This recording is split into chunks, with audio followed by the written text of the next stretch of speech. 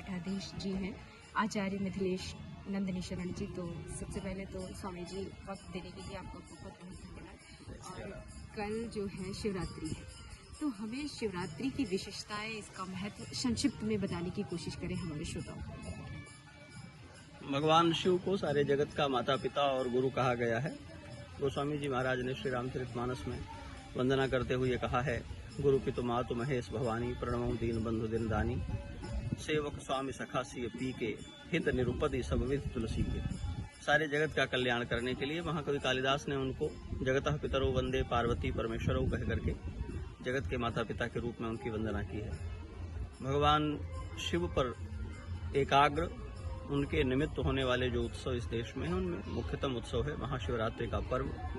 यह एक बड़ा आध्यात्मिक पर्व है जिसमें हम शिवत्व की आराधना करते हैं और शिवत्व की आराधना भगवती पार्वती के संदर्भ में करते हैं। और ये कथा प्रसिद्ध है कि ये भगवान शिव के और पार्वती के विवाह का अवसर है। यद्यपि पुराणों में और आगम ग्रंथों में इसके और अलग संदर्भ भी हैं, फिर भी गोस्वामी जी ने एक बहुत सुंदर रूपक दिया है जिसमें उन्होंने शिव और पार्वती की वंदना करते हुए कहा है कि ये श्रद्धा और विश्वास का जोड़ा है।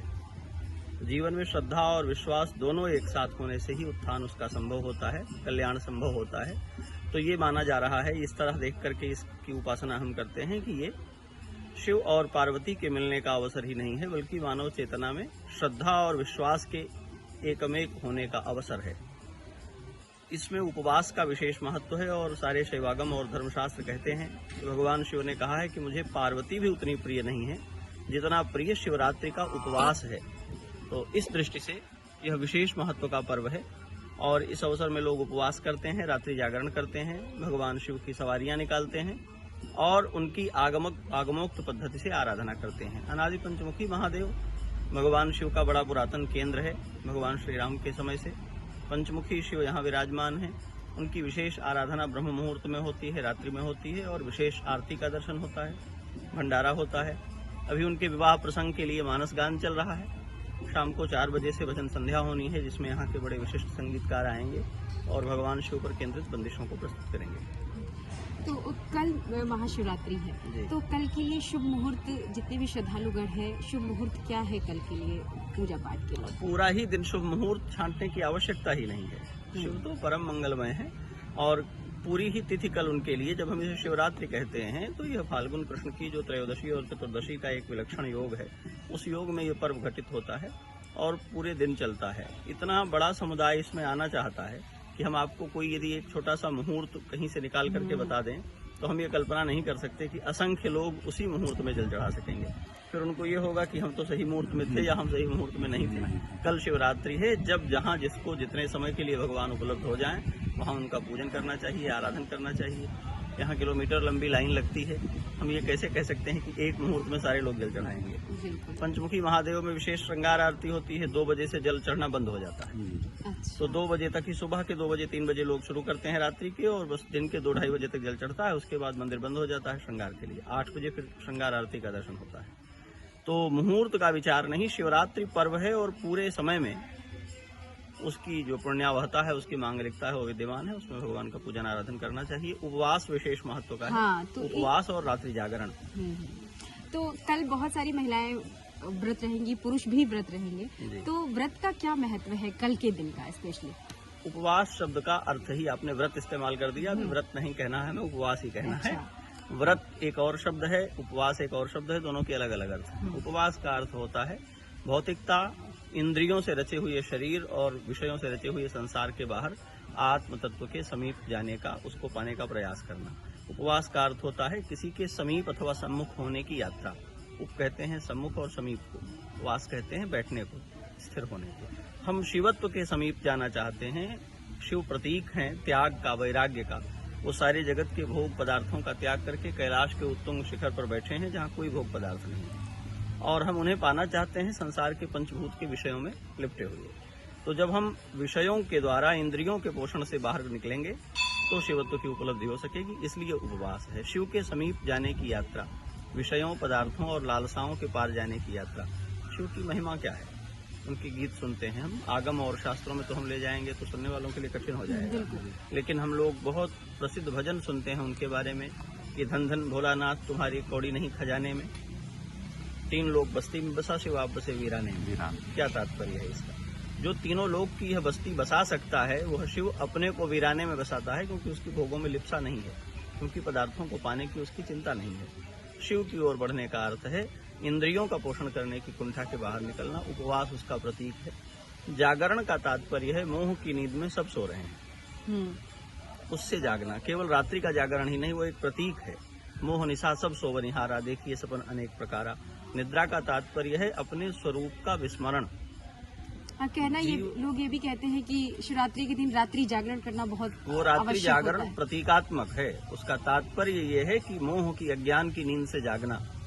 जगा हुआ शिव है और सोया हुआ शव है। जागने का अर्थ है शिवत्व की ओर जाना और सोने का अर्थ है शवत्व की ओर जाना। जो सोया है उसे राजा को पता नहीं है कि मैं राजा हूँ, भिखारी को पता नहीं है कि मैं भिखारी हूँ। जो सो गया है उसको पता ही नहीं है कि मैं कौन हूँ और मुझे अपने कल्याण के लिए क्या करना चाहिए। जो जगा है वो हर पल ये अनुभव करता है कि मैं अमुक हूँ और मेरा कर्तव्य ये है। जागने का तात्पर्य है जीव का अपने स्वरूप में स्थित हो जाना, शिवत्व की ओर बढ़ने की यात्रा करना। अच्छा गुरुजी, देखिए बेलपत्र चढ़ाते हैं शिव भगवान को, तो बेलपत्र का क्या विशेष महत्व है? भगवती पार्वती के शरीर से व्यक्त हुआ है, उन्हीं का प्रतिरूप है बेलपत्र, इसलिए भगवान शिव को प्रिय है। भगवान शिव और पार्वती की एक ऐसी लीला घटित हुई है जिसमें पार्वती जी अदृश्य हो गई हैं और जहां वो खड़ी थी उनके शरीर की अनुकृति में ही एक वृक्ष उत्पन्न हो गया है। उसको पार्वती ही माना है भगवान शिव ने और इसलिए उसके प्रति उनका वैसा प्रेम है। और अपराजिता का फूल चढ़ाते हैं, भांग धतूरा चढ़ाते हैं। भगवान शिव ने विषपान किया है, समुद्र मंथन से विष निकला है, तो विष से जो बूंदें गिर गई थी उनसे कुछ जंतुओं में विष आ गया, तो शिव ने उनको अपना पार्षद स्वीकार किया। कुछ वनस्पतियों में विष का अंश चला गया तो उसको भगवान शिव ने अपनी वनस्पति के रूप में स्वीकार किया, क्योंकि उन्होंने प्रतिज्ञा की थी कि यह सारा विष मैं पी करके जगत को विष के भय से मुक्त करूंगा। तो जहां जहां विषाक्त पदार्थ थे उन सबको शिव ने स्वीकार कर लिया। बाद में परंपरा उपासना में धीरे धीरे चीजों का अर्थ विस्तार होता है, संकोच होता है, लोगों ने उसको प्रसाद मान लिया और सेवन करने लग गए। तो वो प्रसाद नहीं है, वो केवल शिव के लिए है और भागवत आदि में स्पष्ट किया गया है। जो भी हमारे पास दिव्य पदार्थ है उससे हम भगवान शिव की आराधना करते हैं। समझना यह है कि ये सब कुछ शिव के लिए नहीं है, ये हमारे लिए है। उपासना हम अपनी इच्छाओं की ही करते हैं, शिव की नहीं करते हैं। पर हमारे पास और है क्या?